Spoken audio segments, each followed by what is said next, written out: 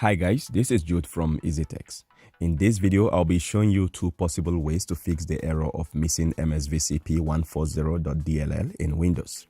This error may show up when you try to run certain applications like Skype or Epic Games or some other applications on your computer. The MSVCP140.dll is a part of Microsoft Visual C++ redistributable packages for Visual Studio 2015 and is often required for running programs developed with Visual C++. As such, some games or applications may need this file in order to run effectively. So if you are seeing this error when trying to run any applications, then it implies that such application has been developed with certain runtime components that require Visual C++ libraries to run. And with that, chances are your MSVCP.dll file is either missing, corrupt, or outdated.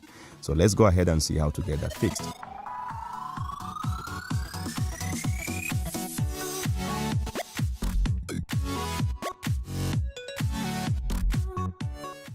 Okay, so the first method would be to simply reinstall the missing MSVCP file. Before we do that, we need to first change our File Explorer options to make hidden files and folders visible. The reason for this step is because by default, Windows tries to protect such important system files like the MSVCP140.dll to avoid them getting deleted or modified by mistake. Because when that happens, it could potentially damage the operating system or, like in this case, prevent certain programs and processes from running effectively. But now we want to check that we have the DLL file in the right place, so we need to make the DLL files visible. To do that, go to your search and type File Explorer Options. Click on the corresponding result from the search. On this dialog box, click on the View tab. Then below you will see the options under Hidden Files and Folders. Select Show Hidden Files, Folders and Drives. Now remember to come back here and set the option back to Don't Show Hidden Files, Folders and Drives. That way you will keep your DLL files protected. For now, you can apply and close the dialog box. Next is to go ahead and download the missing MSVCP140.dll file. For that, open your browser and search Download MSVCP140.dll and hit enter. Here, click on the first result from dll-files.com. Now, this is the official site for downloading DLL files. I will leave the link down in the description. On this download page, pay attention to the architecture parameter. You're almost likely using the 64-bit architecture, but if you are using an older computer, you can quickly check by opening your File Explorer. Click on this PC. Then on the top here, click on Computer, then System Properties. And under the system type, you should see your architecture. Here mine is 64 bits. Now go back to the download page and download the latest 64-bit version of the DLL file.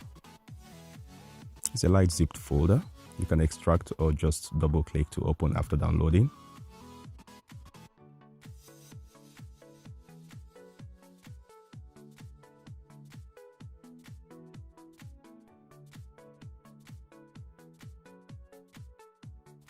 And in here you have the DLL file and a README file. Now we need to move this to the System32 folder. To open the System32 folder, go to your local disk. Double click to open Windows folder. Then scroll down and search for the folder System32 as shown on the screen. Open that. And then go and copy the DLL file from where you extracted it to the System32 folder.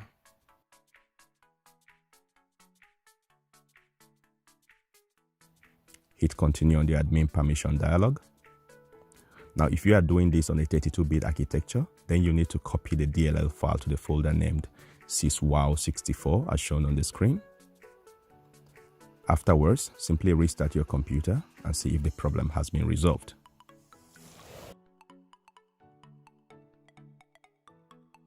The second method would be to reinstall the required Visual C++ libraries or replace the existing ones which may be corrupt or outdated with the most recent package. To check if you already have the Visual C++ libraries installed, go to your Windows search and type Apps and Features. Click on the corresponding result from the search. On this Apps and Features page, scroll down to where you have the Microsoft Visual C++ redistributable packages. Here, check if you have the 2015 versions. As you can see, I don't have them at all, so I will need to download them afresh. If you have them already, then click and select uninstall on each of them to remove them, both the 32-bit and 64-bit versions. Next, I will now go ahead and download the latest versions of these packages from the Microsoft Download Center. I'll leave the download links in the video description. So here I will search Microsoft Visual C++ 2015 redistributable. You can already see that from the suggestion. Click on the first result from Microsoft.com.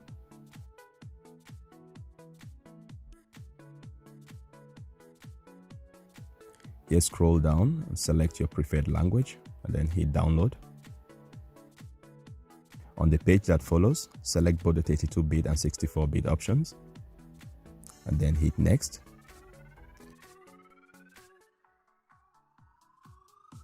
Now that should immediately download both files. That's if you've set your browser to allow Microsoft to download multiple files. You can do that by simply clicking on this download icon at the end of the address bar and then select continue allowing automatic download of multiple files. You can also download them one after the other. It doesn't really matter. In any case, after downloading, go ahead and run them one after the other. It doesn't matter which order you install these packages, they will work just fine either ways. So here I will just agree to the terms and install.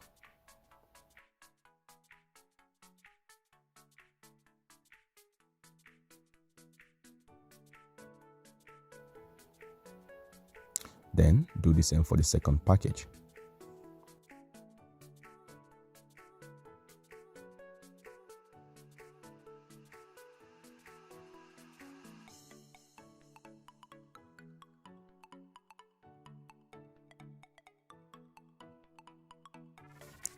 After the installations, you should now see both versions of these libraries in your apps and features page. Now simply restart your computer and you should have your applications running fine with no more errors. Now, if for any reason you still get this error after trying these two fixes, then try reinstalling the application that gives the error when you try to run it. It might be that it still uses the initial installation system configurations you had when you installed it. So by reinstalling it, it will then acknowledge the new configurations. And that is it for this tutorial. You can also find written instructions together with download links down the video description. Give this video a thumbs up if you found it useful and share with anyone you think might want to see. Drop us a comment if you have any questions or feedbacks. Don't forget to subscribe and hit the bell icon for notifications on future tech support videos like this one. Thanks for watching and see you in the next one.